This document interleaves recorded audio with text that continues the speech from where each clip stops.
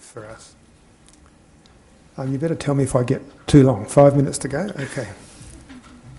Our research showed we couldn't compete with the US and the UK in terms of prestige.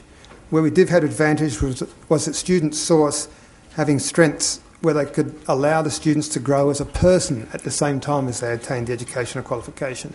Our strength was in freshness and innovation, and that's where the Live, Learn, Grow logo comes from. I was going to talk a little bit more about this, but I'll run out of time if I do that, so I'll flick on to the next one. To date, the brand is very well recognised, and it's got very strong levels of recognition. Without prompting, there are only 3 brands with any sort of significant recognition by students around the world. The British Council, Education USA and Study in Australia. And for Australia to have got itself up almost at the levels of the other 2, given our lack of Oxford, Cambridges, Yales and Harvards, is a pretty good achievement, I think. What are we known for with students? We're known for learning.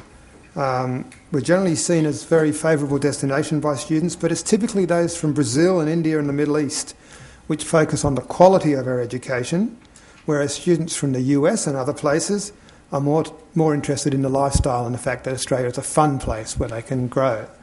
And it is very important, if you're going to be marketing education, that you understand that perceptions of the same thing will be different in different parts of the world. And of course, we're known for lifestyle.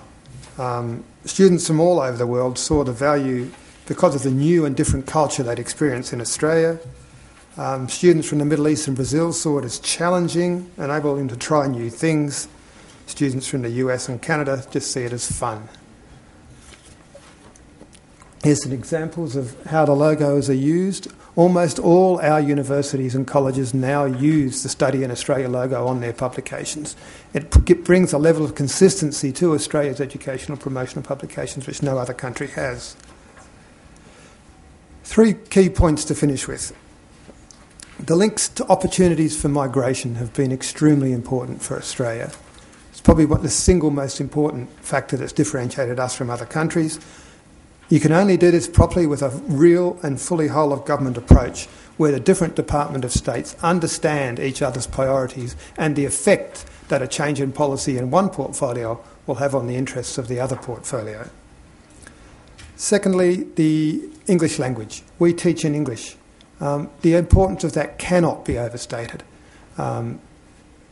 Students want an English language education.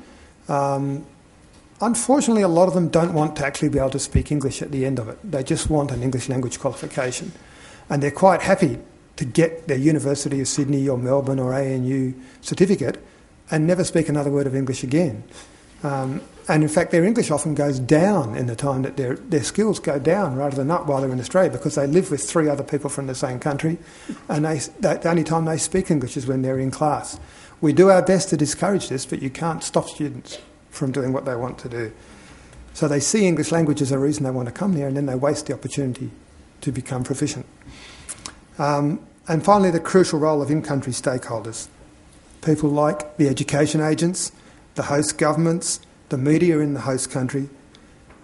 AEI's primary role is interacting with these people. It is not marketing and promotion. What I do, far more than anything else, is build relationships with governments and media and agents and other stakeholders.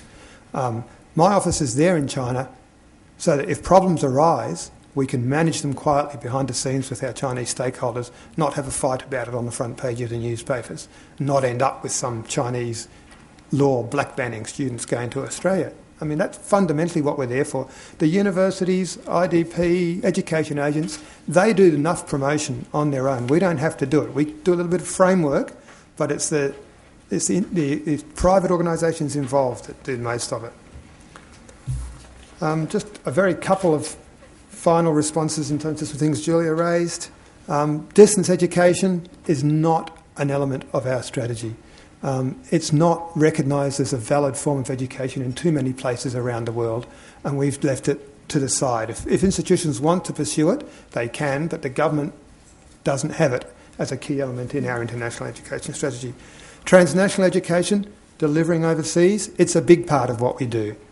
But for most of those involved in it, it's an institution's decision to get into it or not. For most of those who've done it, It's about raising awareness and creating channels to articulate to Australia rather than purely an end in itself in delivering overseas. Other than Monash, none of our other universities, and RMIT in Vietnam, none of our other universities have really got into that in a big way. And in terms of choices of the models that you talked about, I don't think any one of the four models you described is going to work in its own, in isolation. I think some combination of the various factors is almost inevitably where you're going to end up. That's all I've got time for to talk about today. I hope that was the sort of presentation you were looking for. I'll be more than happy to take questions later on.